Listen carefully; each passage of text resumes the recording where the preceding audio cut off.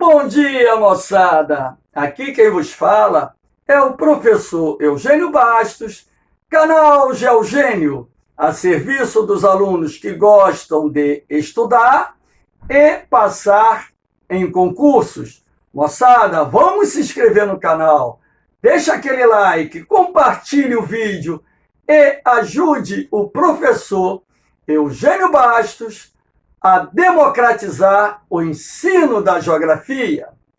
Moçada, no nosso encontro de hoje, falaremos sobre os principais tipos de climas encontrados na Terra, segunda parte, ou seja, já falamos sobre 6 tipos de climas e hoje falaremos sobre mais 4 tipos de climas.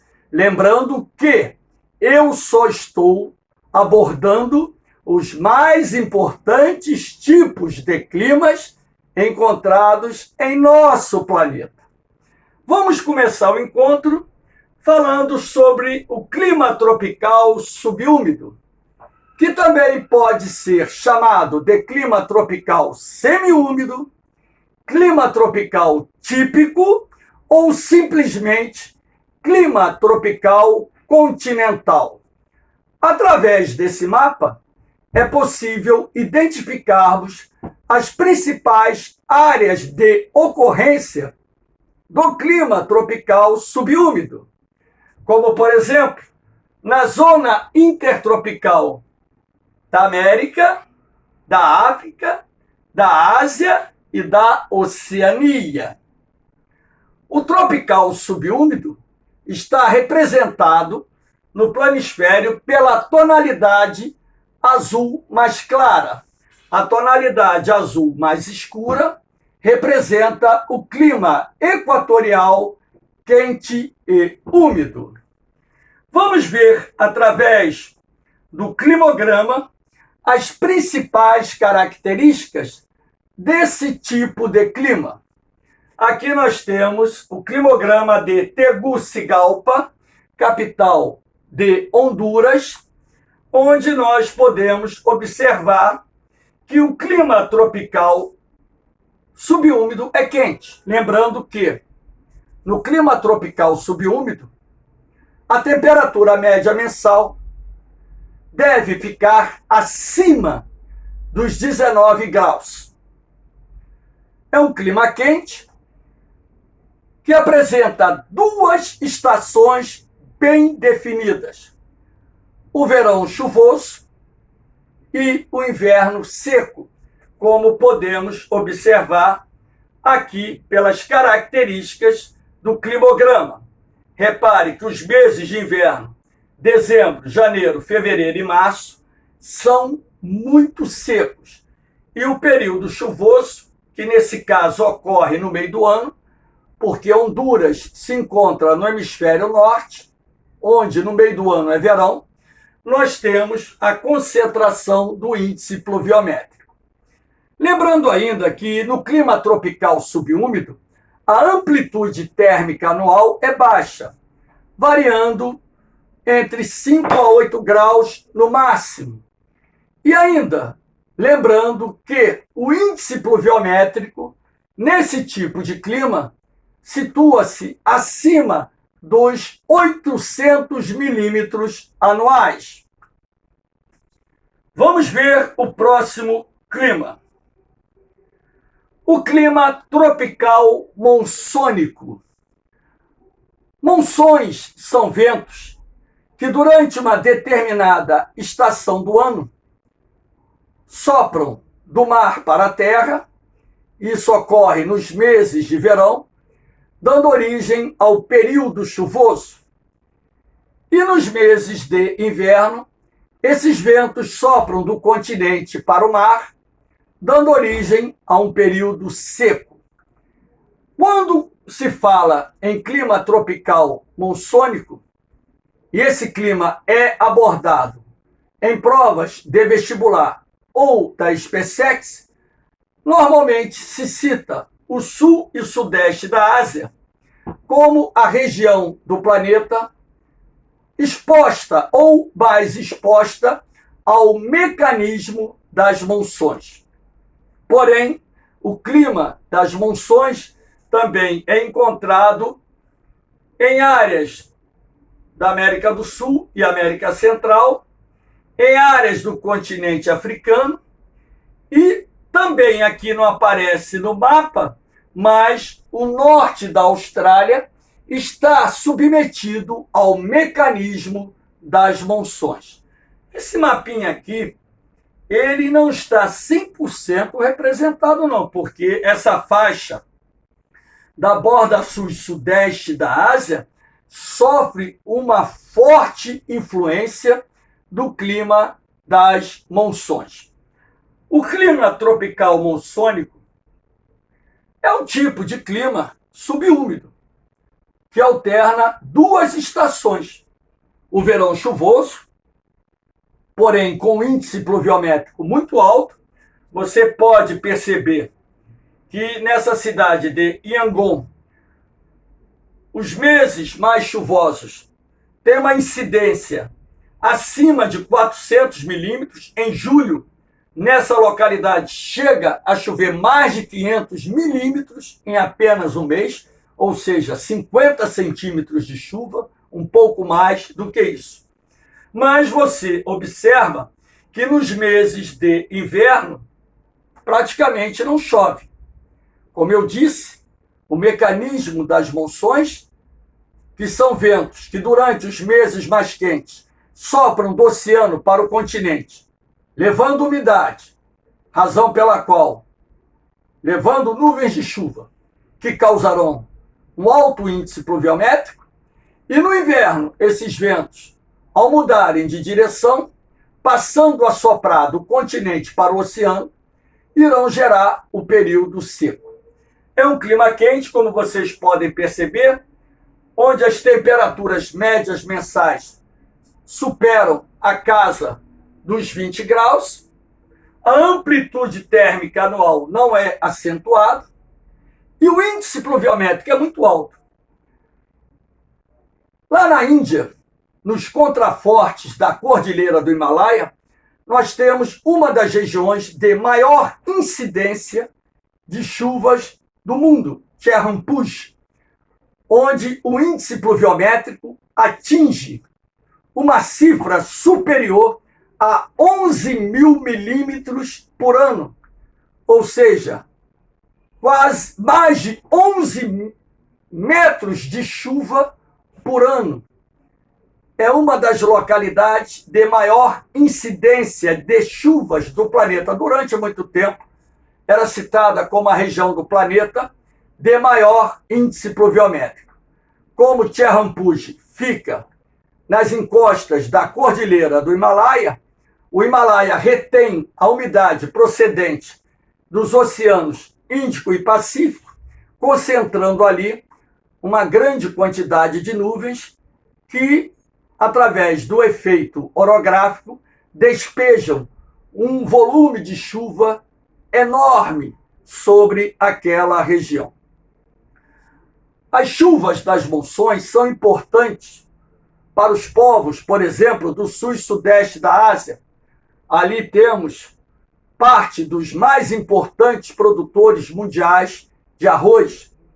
Tanto é assim que na Ásia das monções se diz que o povo vive para plantar e planta para viver, fazendo, portanto, ou estabelecendo, portanto, uma relação entre a importância do clima tropical monçônico e a agricultura de jardinagem que existe naquela região. Aqui nós temos o clima semiárido. O clima semiárido está presente na América do Sul, na América Central, na América do Norte, na África, áreas da Europa, na Ásia, Oceania. É um clima, pelo nome já diz, semidesértico. Um clima que tem um padrão de temperatura que irá variar de acordo com a localização da região semiárida. Você tem áreas semiáridas na zona intertropical, como você tem áreas semiáridas na zona temperada. Então, não existe aí um padrão de temperatura bem definido. Eu peguei aqui a cidade de Niamey, que fica lá no continente africano, na região do Sahel, para mostrar a vocês a distribuição das chuvas e o padrão de temperatura naquela região.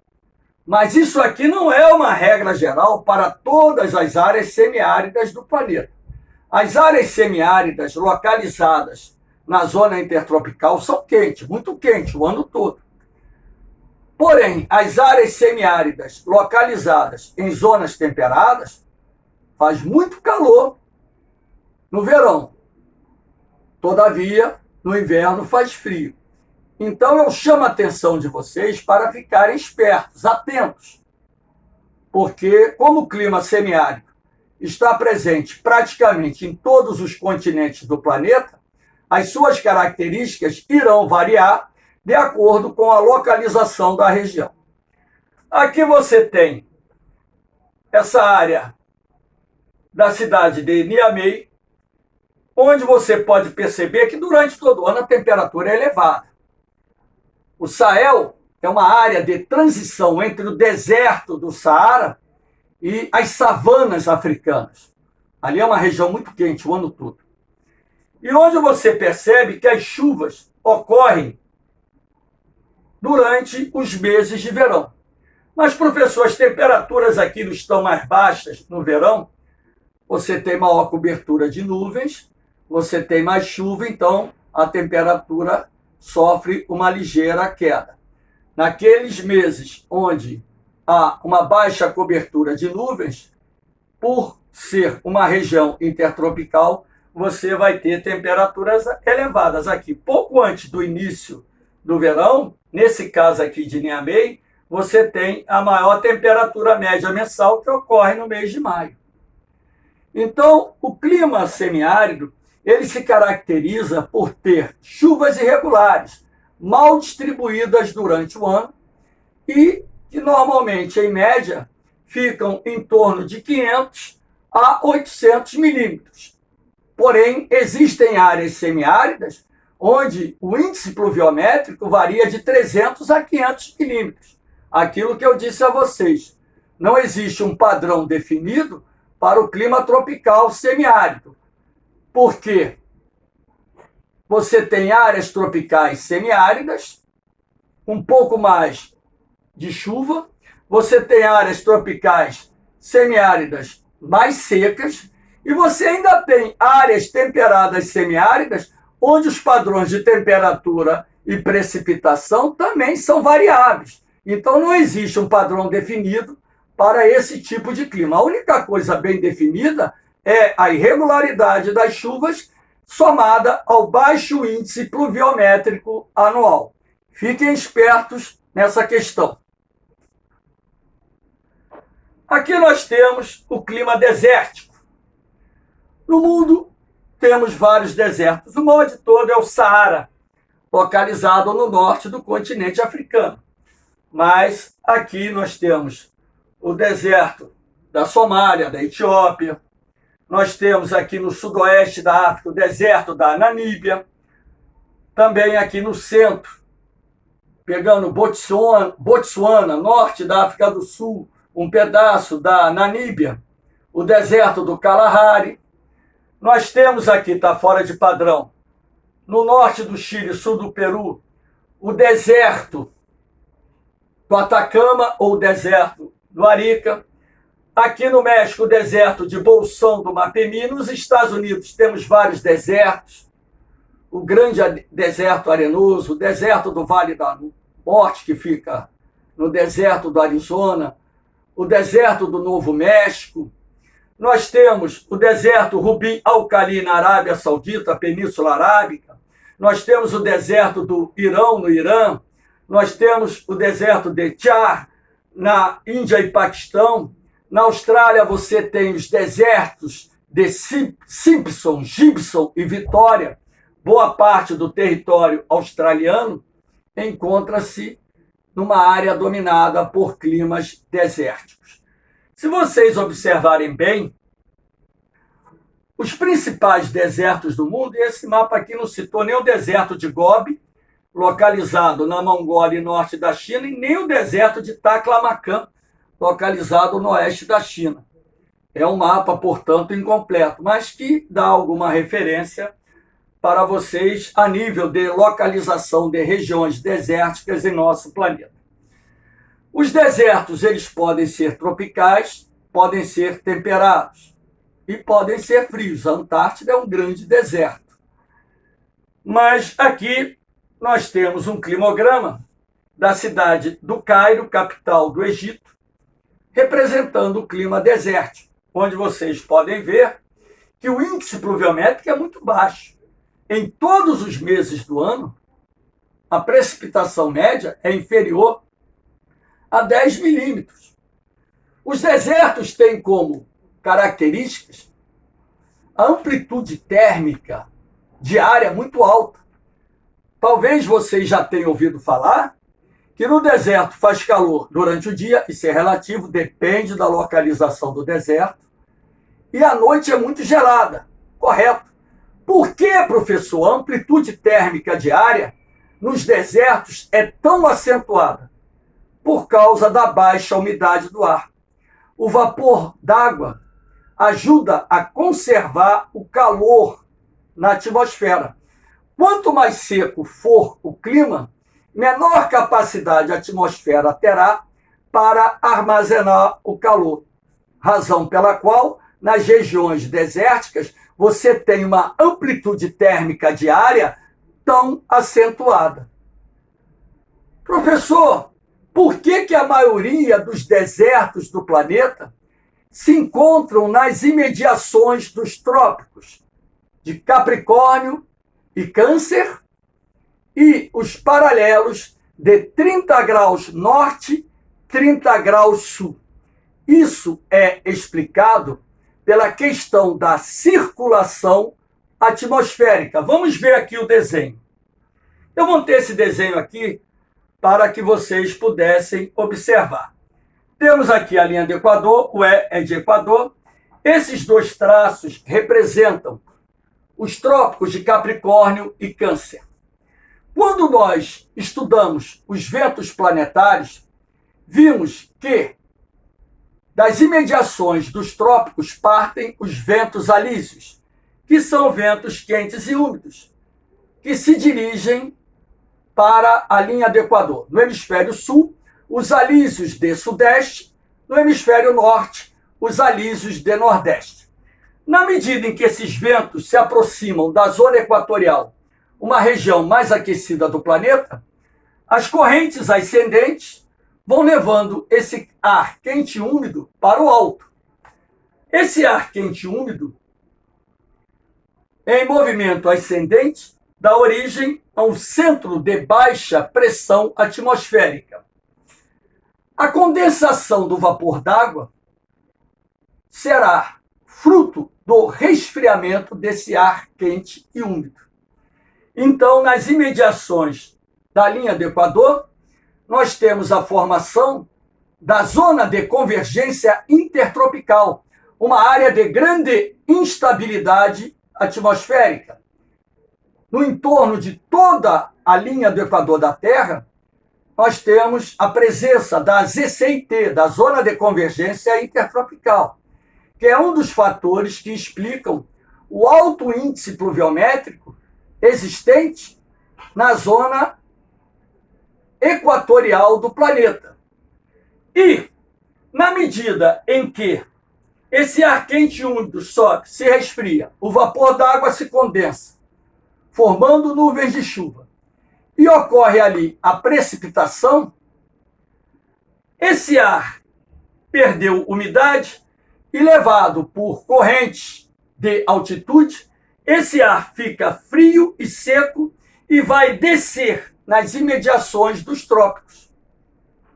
E por essa razão, você terá a formação de centros de alta pressão atmosférica nas imediações dos trópicos de Capricórnio e Câncer.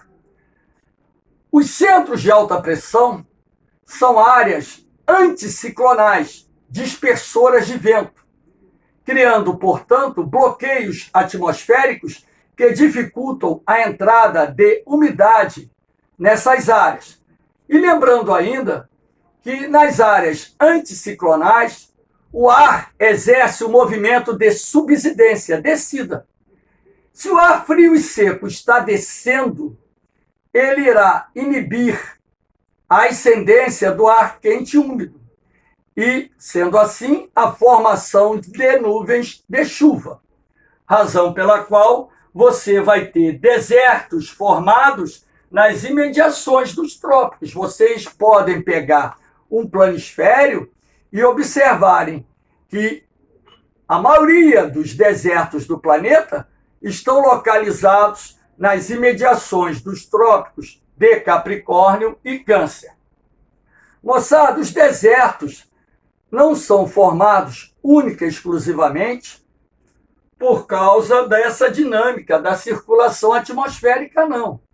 Existem desertos que são formados pela ação de correntes marinhas ou marítimas frias, como o deserto da Namíbia, no sudoeste da África, o deserto da Patagônia, no sul da Argentina, o deserto do Atacama, no norte do Chile, sul do Peru.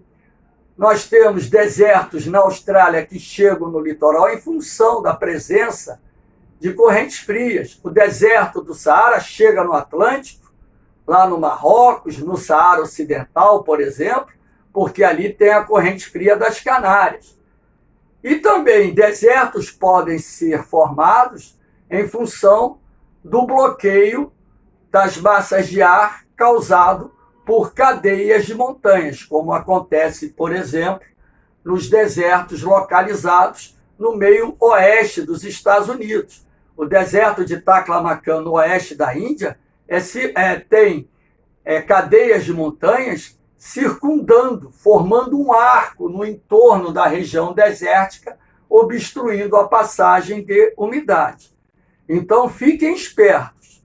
Mas o teor dessa explicação, para mostrar a vocês que a maioria dos desertos se encontram entre os trópicos e os paralelos 30 graus norte e sul, se deve à dinâmica da circulação do ar atmosférico. Moçada, nós temos ainda o clima equatorial, né?